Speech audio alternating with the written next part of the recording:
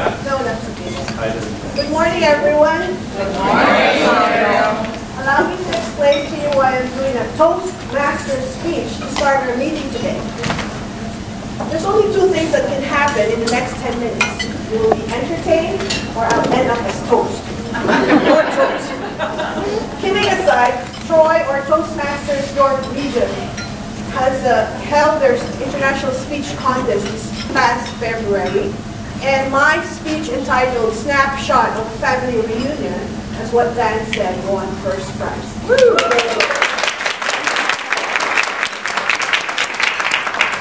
And so I end up today sharing with you my speech snapshot of a family reunion.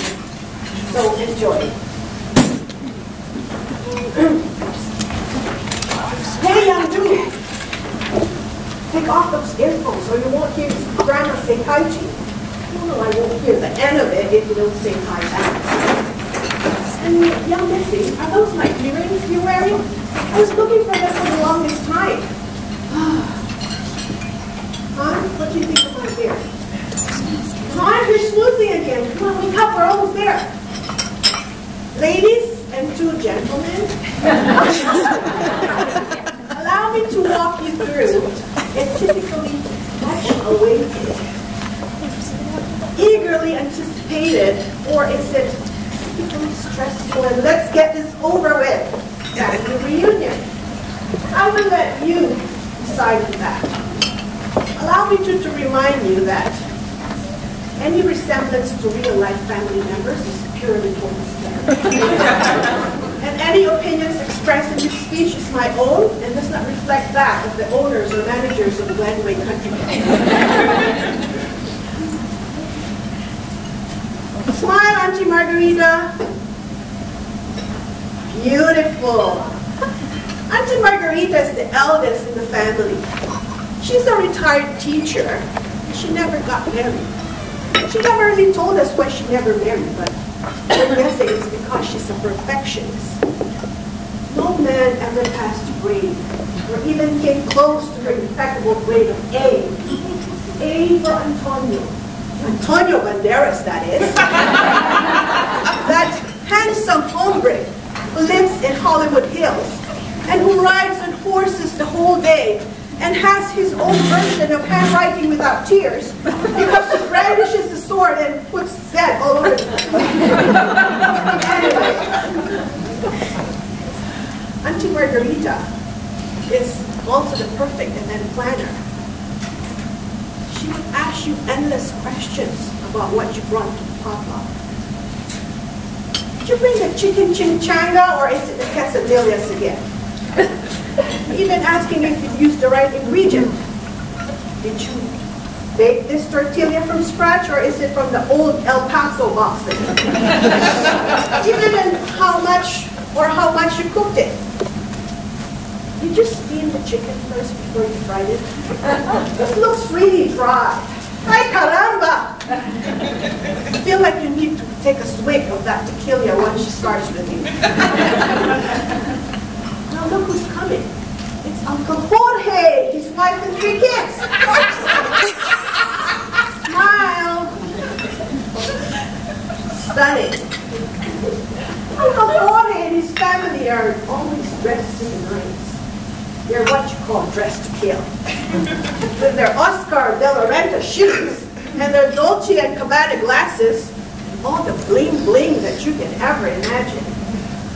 Uncle Jorge is also the most tech-savvy guy that I know. He wears his Bluetooth around his right ear like a fancy piercing. When his family comes in, you almost feel like you want to roll out the red carpet and interview him. Uncle Jorge, where did you get your smart little jacket? And that piece of Bluetooth, it looks really cool. Now, Uncle Jorge would just flash his bright smile and wave his hand. That's okay. Look, all the action is happening here. Okay, kids, gather around Grandma and say hi. I love tacos. Perfect. Now, Mom's Alzheimer's is being controlled with medication. But every moment for her is still a surprise because she forgets what happened a minute ago. It's just a blessing that she still remembers her son and 2 daughters.